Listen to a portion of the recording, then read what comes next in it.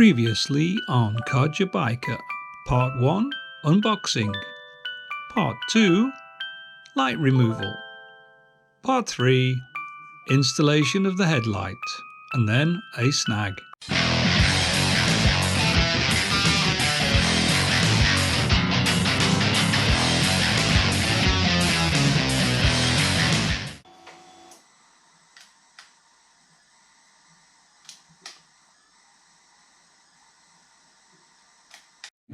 Another thing you have to do is you have to trim this piece of plastic here, this little cover, so that it fits around that bracket on the right hand side, and similarly on the left hand side.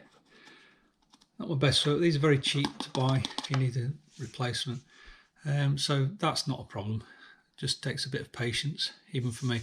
What will be more of a problem is this piece, fitting this piece back in, because on the video it shows it with a Rade garage tank, which I haven't got. I've still got the airbox, so I did have to trim back this cover a little bit in there, a little bit in there, to get it to fit back on, because the bracket's now in the way of where those slots used to go. But I just gradually trimmed it out and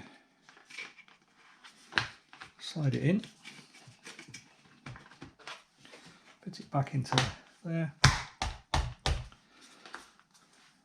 Job's a good one. So fixing this mask is very difficult. Fortunately, she must be obeyed did it for me, because I could never have done that. So that's on, ready to go on. Let's see how it's going to look when the screen's on, and that piece fixes on there. So give you a look. So what do you think of it so far? Ruggish. On for the kids. Okay, well, it can be immensely frustrating this, because for instance I put some rubber nuts in there and you don't put them in there because they're already on the headlight. But it's coming together gradually, slowly but surely. So just fitting it in position. Something like that. So just fixings of the fairings to do.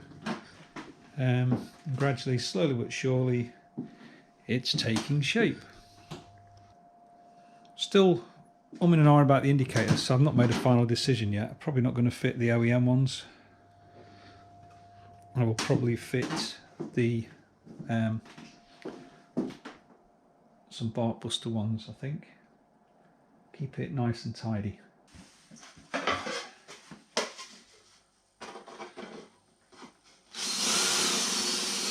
Well, it's now some days later because I've been waiting for the post, but big up to the post. They came through, COVID or not. My plan now has changed to install the indicators in the bark busters. I used to have the daytime running lights, but they were never really very bright. So the holes are already drilled. Somebody asked me why I'd got holes in my bark busters. That was for the old daytime running lights. So I've replaced those with an indicator.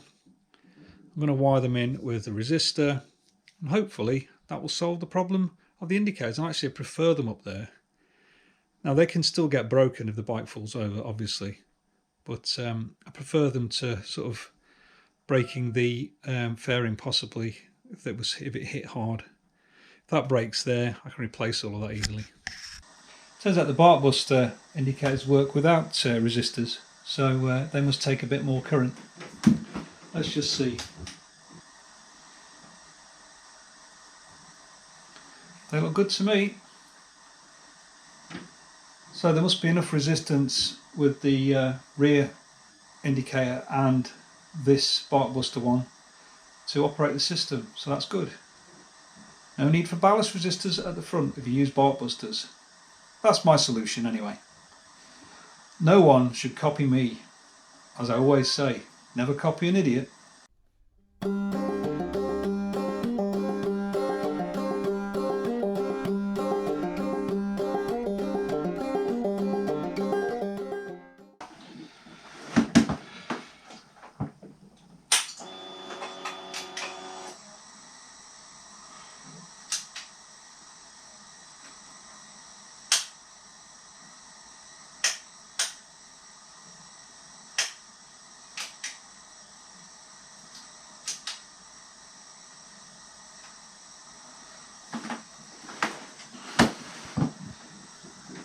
Sat nav's working, fairing is on, wiring seems secure, everything is working as far as I can tell.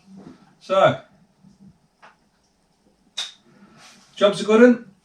One thing I would say is be very careful about your wiring, because particularly the cables from the throttle, you need to be very careful where you put them. I've put mine to one side, out of the way, so they can't trap. Not so much when you're riding, but if the bike falls and the handlebars were to jerk left or right. So, yeah, Codger Biker is out.